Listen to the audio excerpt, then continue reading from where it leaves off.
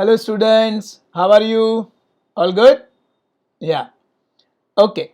So today's topic is, it's a fresh topic, monetary policy or monetary policies which are adopted by RBI, that is Reserve Bank of India.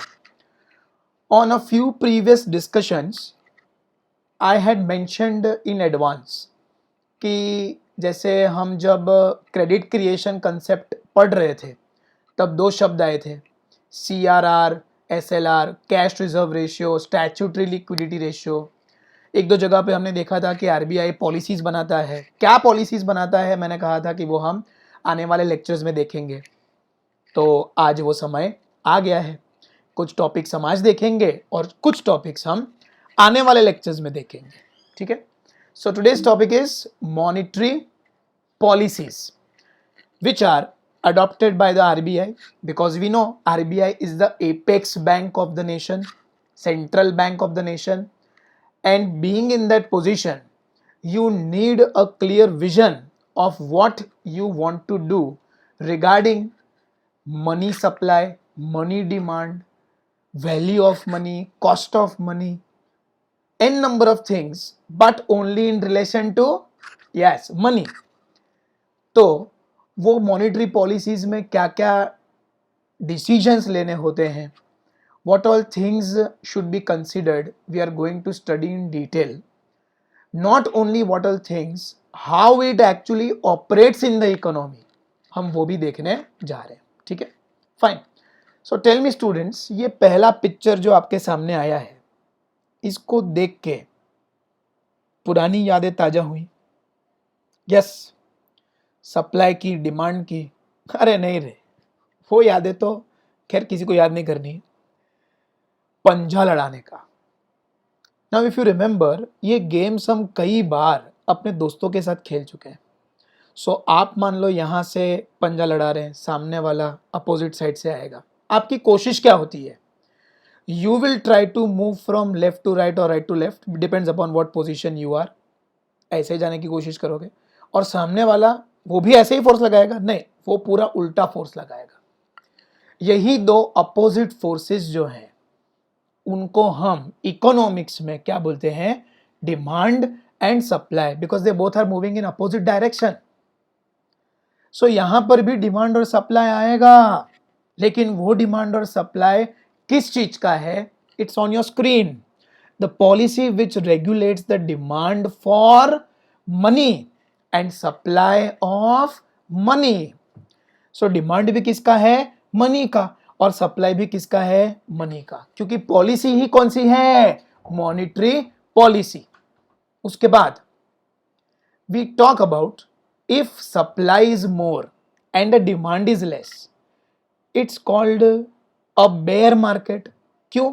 क्योंकि supply of goods ज्यादा है या supply of money ज्यादा है, लेकिन कोई money मांग नहीं रहा, कोई डिमांड नहीं कर रहा, तो उस मार्केट को हम क्या बोलेंगे?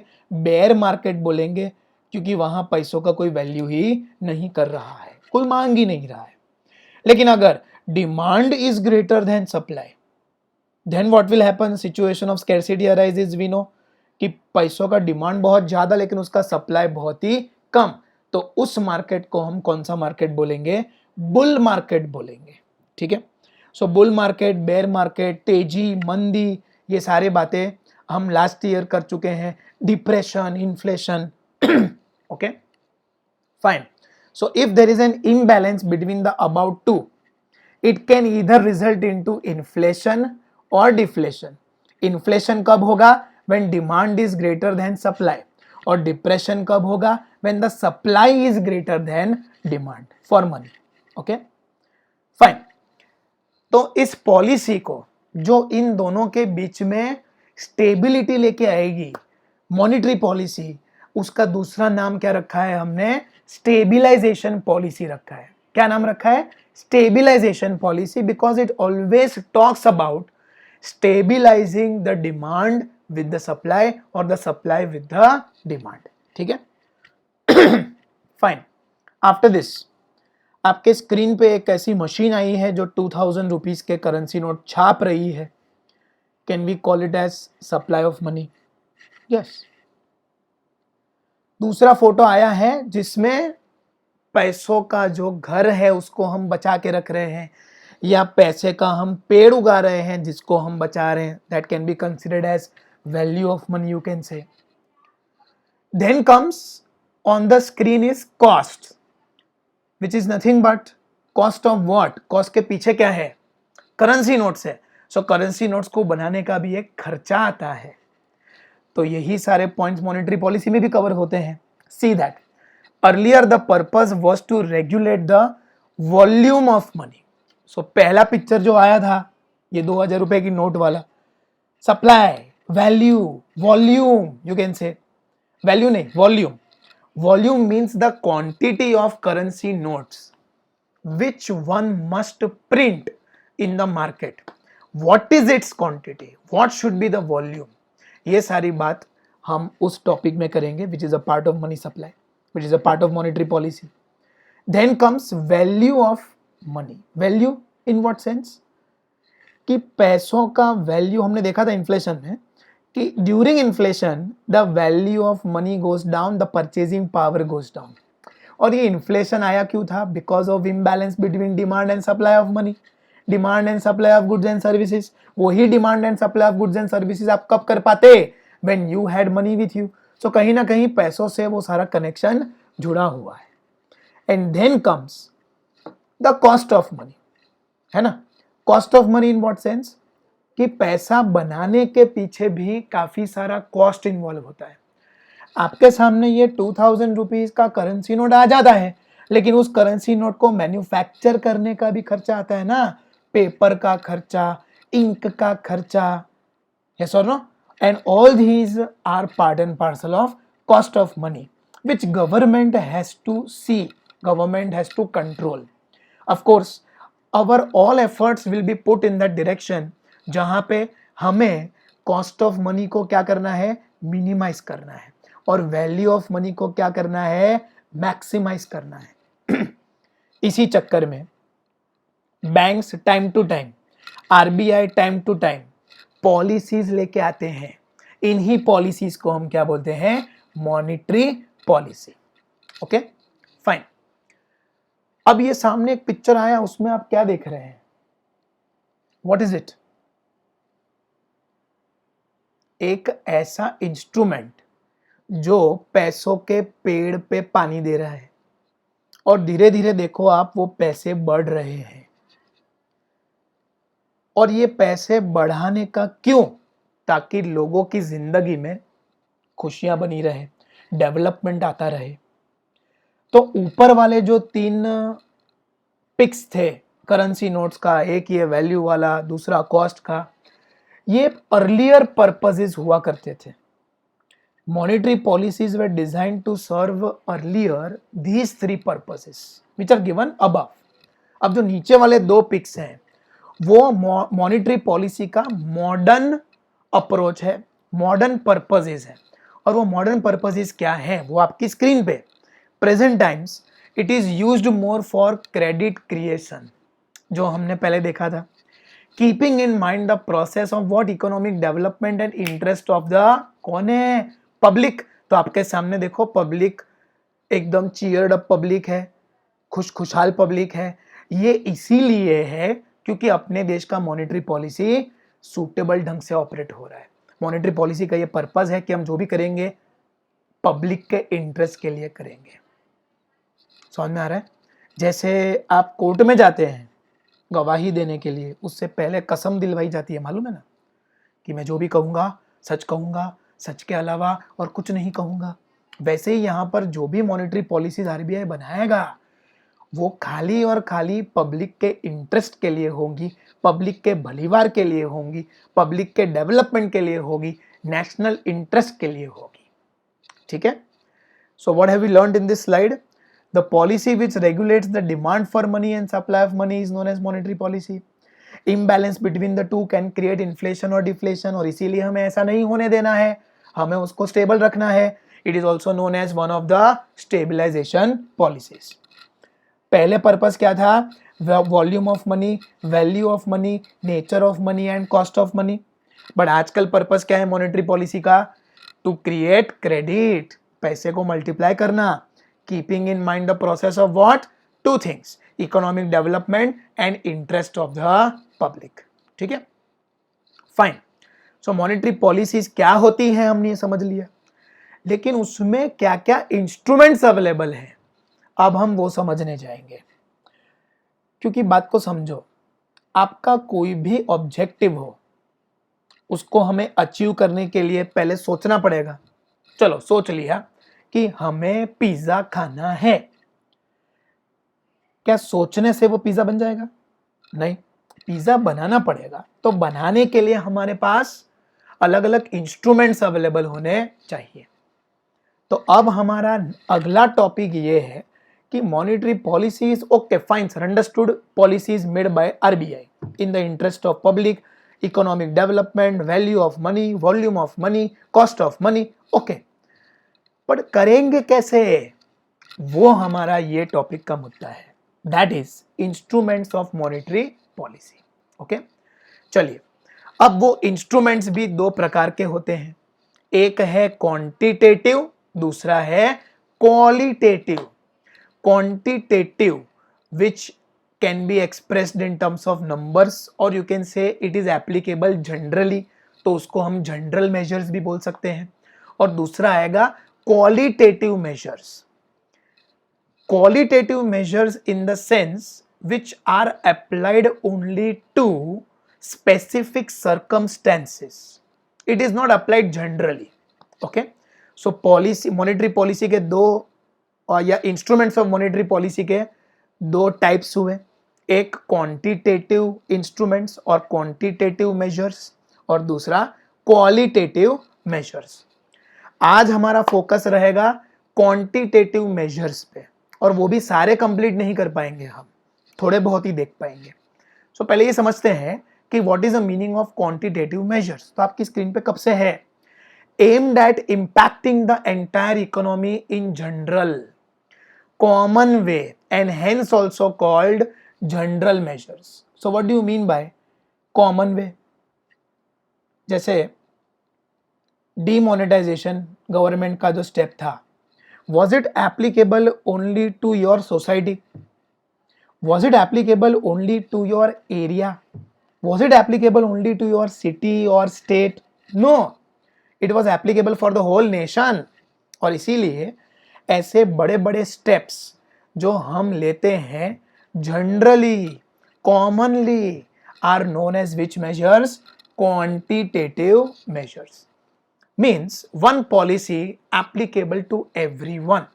जैसे आपके स्कूल में बच्चों की एफिशिएंसी को जानने के लिए कौन सा मेजर अपनाते हैं? मार्क्स।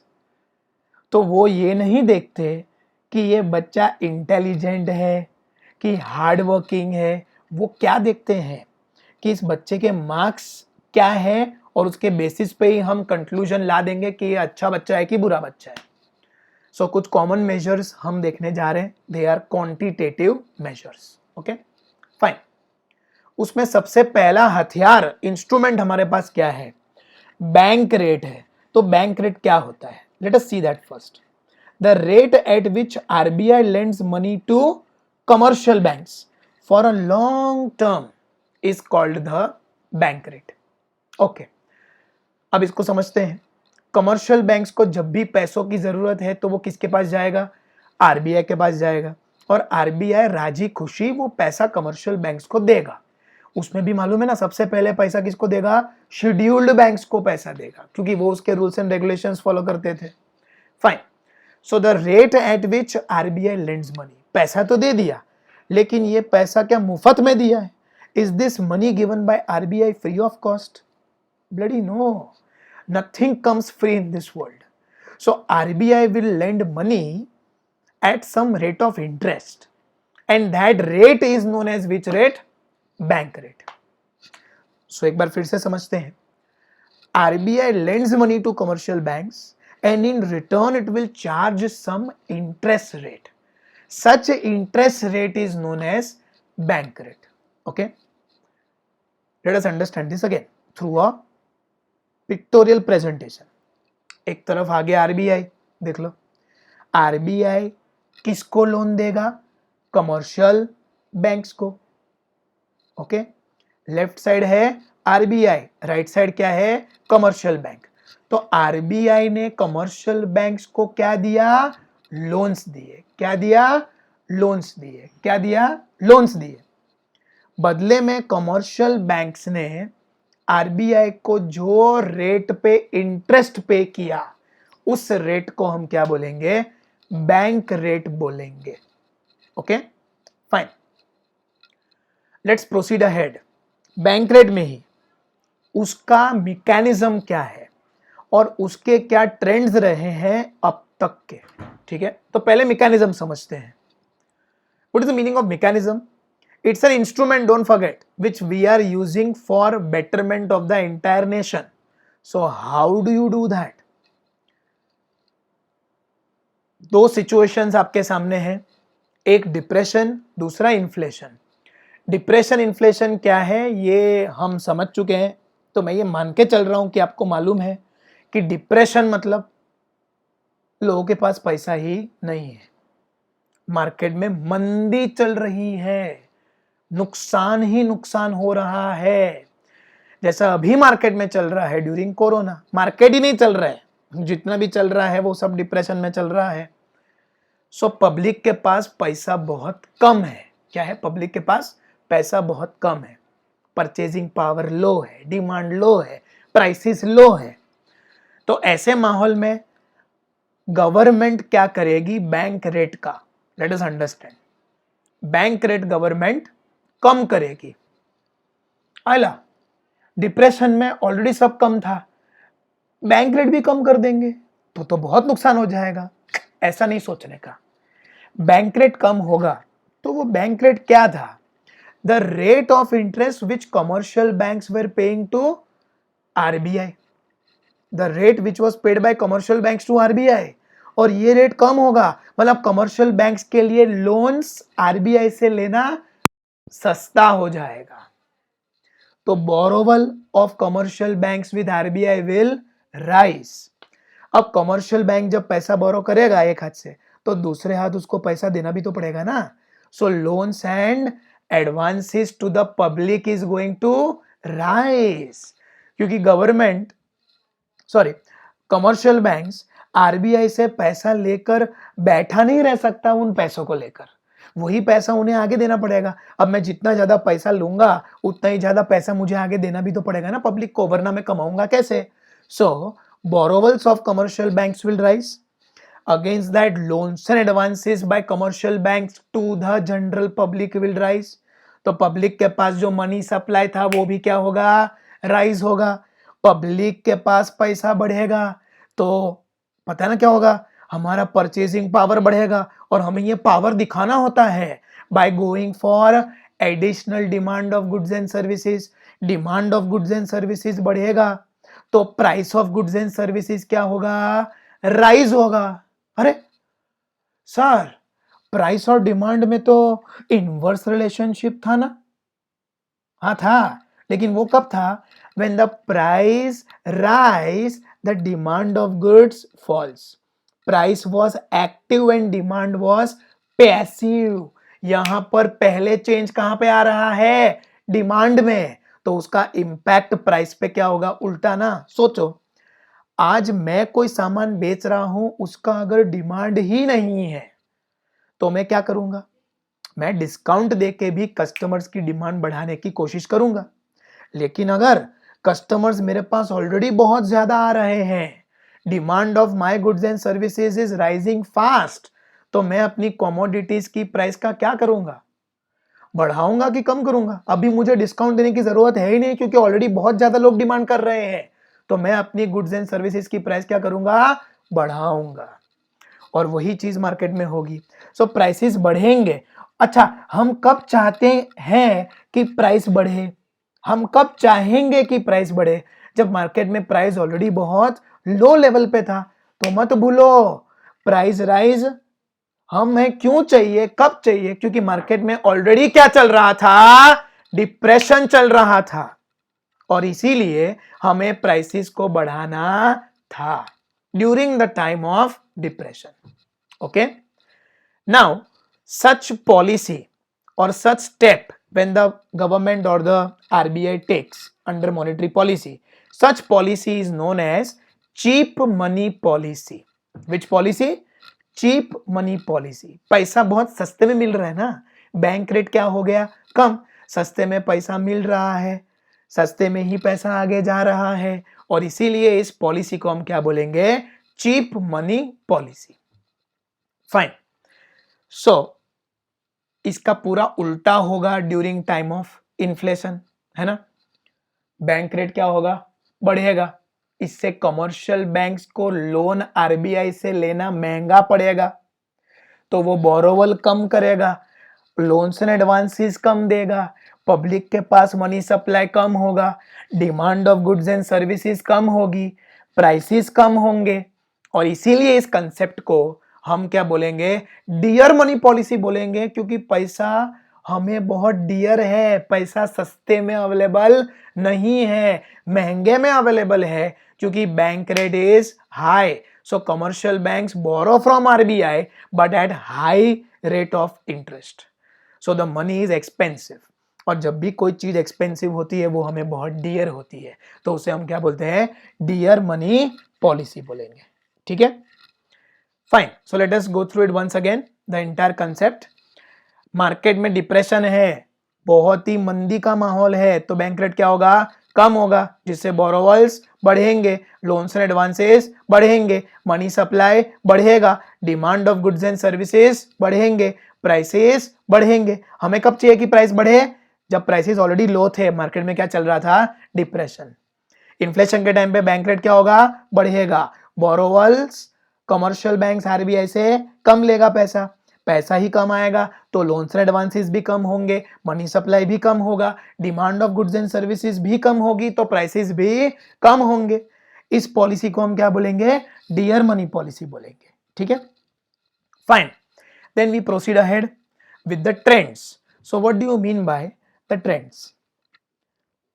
फिलहाल बैंक रेट का क्या ऑब्जर्वेशन रहा है इतने सालों में, हम वो देखने जा रहे हैं. ईयर 1953 में, बहुत पुरानी बात कर रहे हैं, bank rate was how much? 3.5%. 1981 में देखो कितना था? 10% था. 1991 में 12%, 2016 में 7%, और फिलहाल 2020 में वो कितना हो गया है? 4.65. लेटेस्ट डेटा अप्रैल महीने का ही मैंने आपको बताया है. क्योंकि मार्केट में क्या चल रहा है? डिप्रेशन.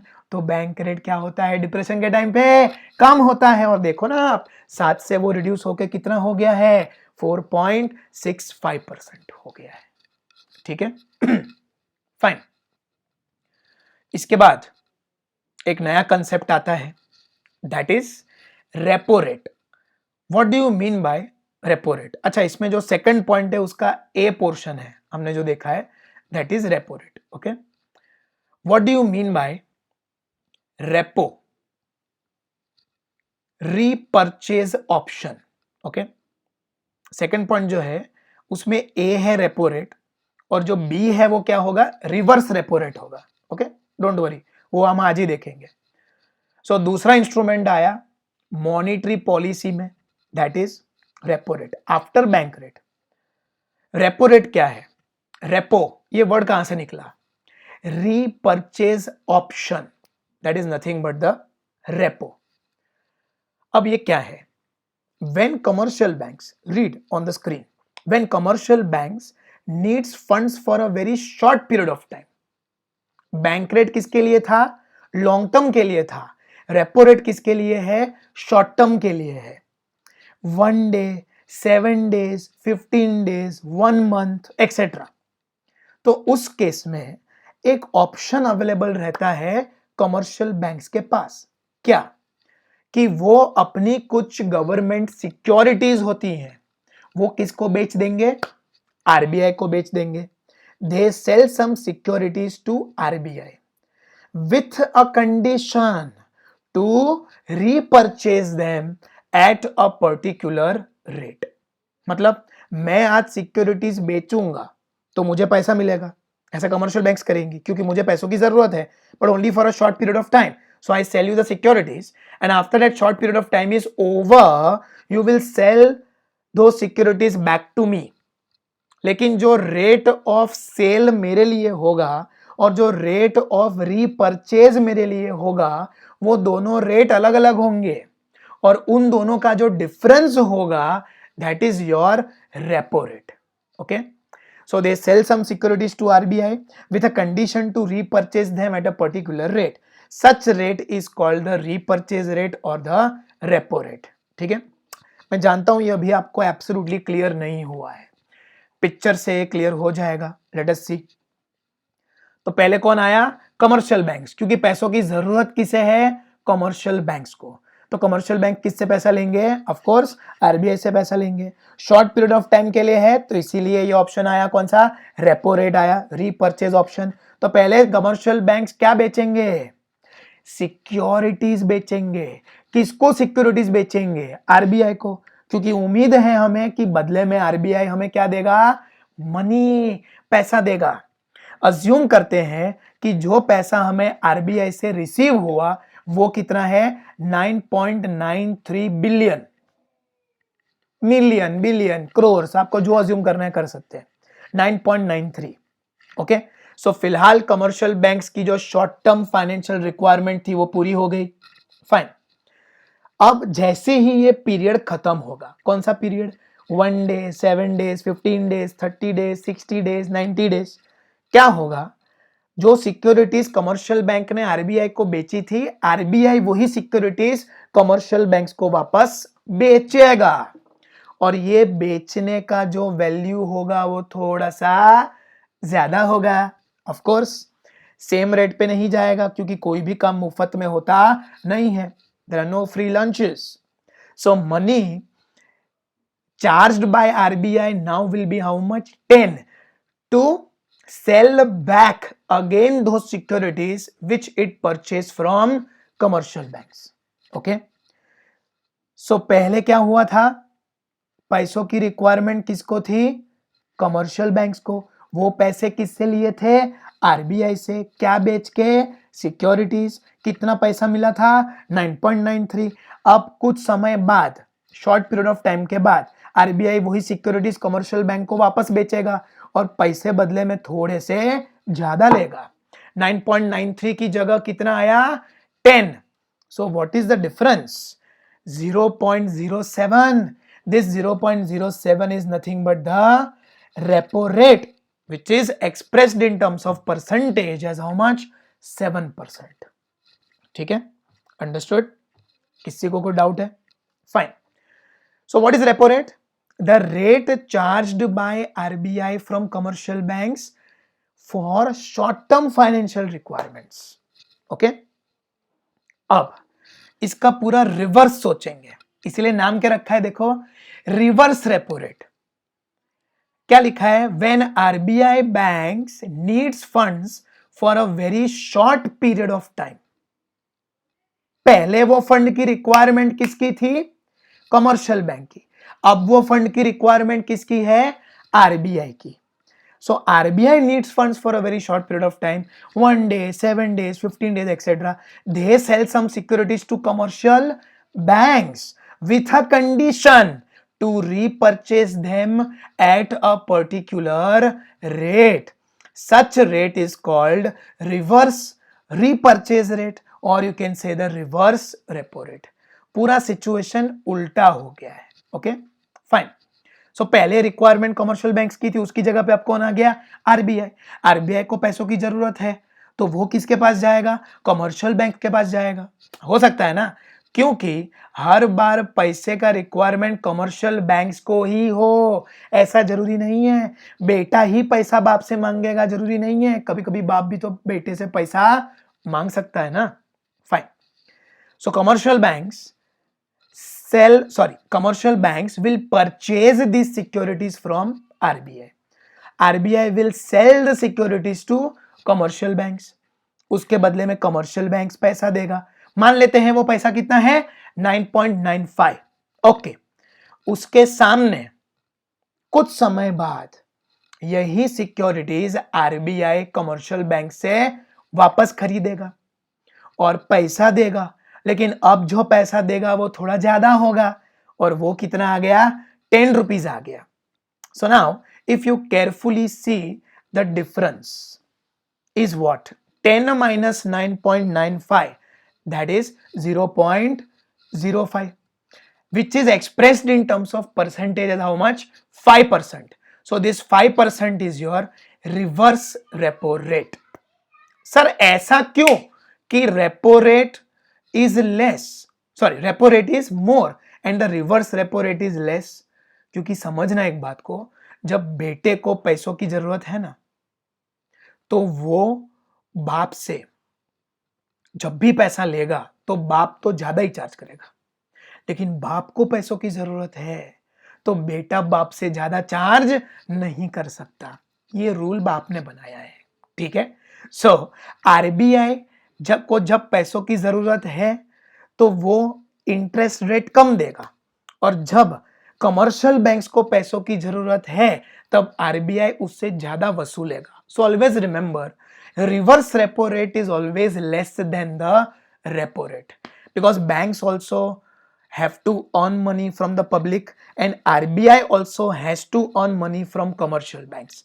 तो जैसे कमर्शियल बैंक्स जब पब्लिक को लोन देता है तो रेट ज्यादा चार्ज करता है और डिपॉजिट पे रेट कम देता है, वैसे ही आरबीआई जब कमर्शियल बैंक्स को पैसा देता है तो वो इंटरेस्ट ज्यादा चार्ज करेगा, और उससे जब पैसा लेगा तो रेट ऑफ इंटरेस्ट कम प्रोवाइड करेगा, क्योंकि उसे भी पैसा कमाना है. ठीक है, fine. Now we understand the trends on the mechanism of repo rate and reverse repo rate. Mechanism, steps, दो प्रकार के स्टेप्स होंगे, डिप्रेशन एंड इन्फ्लेशन के टाइम पे अलग अलग होंगे. सो अब मान लो मार्केट में डिप्रेशन चल रहा है, तो रेपो रेट का हम क्या करेंगे, सोच के बताओ. सर रेपो रेट हम बढ़ाएंगे तो क्या होगा ये भी सोचो, और रेपो रेट हम कम करेंगे तब क्या होगा ये भी सोचो. क्योंकि ये रेपो रेट और रिवर्स रेपो रेट क्या है, they are basically interest rates only which is charged either by Reserve Bank of India from commercial banks or commercial banks from Reserve Banks. और इस इंटरेस्ट रेट का हमें क्या करना चाहिए ड्यूरिंग टाइम्स ऑफ डिप्रेशन, आप ये सोचो. शॉर्ट टर्म रिक्वायरमेंट है, मत भूलना. ठीक है, चलिए लेट्स सी. रेपो रेट हम कम करेंगे during time of depression. Repo rate मतलब क्या था, which is charge by RBI from commercial banks. Commercial bank को पैसों की जरूरत थी, तो अब वो पैसा डिप्रेशन के टाइम पे हम सस्ते में अवेलेबल करवाएंगे. So repo rate is going to fall, जिससे short term borrowings commercial bank easily कर पाएगा, वो ज्यादा बोरो करेगा तो मनी सप्लाई कमर्शियल बैंक के पास बढ़ेगा. ये सप्लाई बढ़ते ही वो लोन्स एंड एडवांसेस पब्लिक को ज्यादा देगा, पब्लिक के पास मनी सप्लाई बढ़ेगा, demand of goods and services बढ़ेंगे, जिससे वापस प्राइसेस बढ़ेंगे. हमें कब चाहिए कि प्राइस बढ़े, ड्यूरिंग टाइम्स ऑफ डिप्रेशन हमें चाहिए. इन्फ्लेशन में इसका पूरा उल्टा होगा, रेपो रेट बढ़ेगा, सो शॉर्ट टर्म बोरोइंग्स महंगे हो जाएंगे कमर्शियल बैंक्स के लिए, तो वो शॉर्ट टर्म बोरोइंग को कम करेंगे, उनके पास मनी सप्लाई कम होगा, आगे पब्लिक को लोन्स एंड एडवांसेस कम जाएंगे, मनी सप्लाई कम होगा, demand of goods and services कम होगी क्योंकि परचेजिंग पावर कम होगा, जिससे प्राइसेस भी क्या होंगे, कम होंगे. हम ये कब चाहते हैं कि प्राइसेस कम हो, ड्यूरिंग टाइम ऑफ इन्फ्लेशन. ठीक है, फाइन. उसके बाद रिवर्स रेपो रेट, मतलब जब आरबीआई को पैसों की जरूरत थी तब कमर्शियल बैंक जो चार्ज करेगा इंटरेस्ट, या आरबीआई जो उसको रेट ऑफ इंटरेस्ट देगा, वो क्या होगा. सर रेपो रेट का हम उल्टा कर रहे हैं ना, तो यहां पे भी सब हम उल्टा ही कर देते हैं. ऐसा नहीं होगा, सुनना ध्यान से, very important. Reverse repo rate during depression that will also fall only. क्यों, क्योंकि ये जैसे ही रेट फॉल होगा, कमर्शियल बैंक्स ने अपने फंड्स आरबीआई के पास पार्क करके रखे हुए थे. क्या करके रखे हुए थे, पार्क करके रखे हुए थे. अब वो फंड्स में क्या होगी, कमी होगी. So commercial banks will not park funds with RBI. Money supply with commercial banks is going to rise. क्योंकि आरबीआई के पास अब मैं पैसे नहीं रखूंगा, मैक्सिमम पैसा मैं अपने पास ही रखूंगा। लोन्स एंड एडवांसेस क्या होंगे, बढ़ेंगे। मनी सप्लाई क्या होगा, बढ़ेगा। Demand of goods and services क्या होगी, बढ़ेगी। प्राइसेस क्या होंगे, बढ़ेंगे। हमें कब चाहिए कि प्राइस बढ़े, during times of depression. Understood the logic, एक बार फिर से देख लेते हैं, है ना। रिवर्स रेपो रेट मतलब the rate which is paid to commercial banks by RBI when RBI is in need of money. Reverse repo rate fall होगा। कमर्शियल बैंक्स का जो फंड्स आरबीआई के पास पार्क होता है वो फॉल होगा, क्योंकि आरबीआई से ज्यादा अच्छा रेट ऑफ इंटरेस्ट नहीं मिल रहा है ना, तो मैं अपने फंड्स वहां पार्क करूं, उससे बेटर है कि फंड्स मैं अपने पास ही रखूं या पब्लिक को मैं लोन्स एंड एडवांसेस दूं। So money supply with commercial banks is going to rise. It will further give loans and advances to the public. Public के पास मनी सप्लाई बढ़ेगा, उनकी डिमांड बढ़ेगी गुड्स एंड सर्विसेज की, जिससे प्राइसेस बढ़ेंगे। ये कब होगा, ड्यूरिंग टाइम ऑफ डिप्रेशन, क्योंकि डिप्रेशन के टाइम पे ही हमें चाहिए ना कि प्राइसेस बढ़े। Fine. During times of inflation इसका उल्टा होगा। Late us go through it fast. Reverse repo rate during times of inflation will rise. अब आरबीआई अच्छा खासा इंटरेस्ट पे कर रही है कमर्शियल बैंक्स को, तो कमर्शियल बैंक के दिमाग में लालच जागेगा कि मैं अपने फंड्स आरबीआई के पास ही पार्क करूं ना, क्योंकि वहां से मुझे अच्छा खासा कमाने को मिल रहा है। सो इंटरेस्ट रेट हाई होने के कारण commercial banks will park more funds with RBI. So money supply with commercial banks will go down, loans and advances will go down, money supply will go down, demand for goods and services will go down, and accordingly the prices will also fall, it will go down. हमें कब चाहिए कि prices should go down, during times of inflation. ठीक है, okay. अब इसका जो trend है हम वो समझ लेते हैं। जनवरी 2006 में रेपो रेट कितना था, 6.5, और रिवर्स रेपो रेट कितना आया, 5.5। तो मैंने पहले ही बोला था reverse repo rate is always going to be less than repo rate. March 2010 5 and 3.5, तो वापस reverse repo rate is less than repo rate. April 2016 it was 6.5 and 6, again reverse repo rate is less than repo rate. और फिलहाल मार्च 2020 या अप्रैल में भी इसी के आसपास है। Repo rate currently is 4.40 and reverse repo rate is 3.75%. So everywhere you observe that reverse repo rate is always less than repo rate, because RBI has an intention to earn money from commercial banks always. ठीक है, concept is clear? Fine. We move on to the next topic. That is point number 3. Stabilization under emergency situation. Okay, what do you mean by stabilization under emergency situation?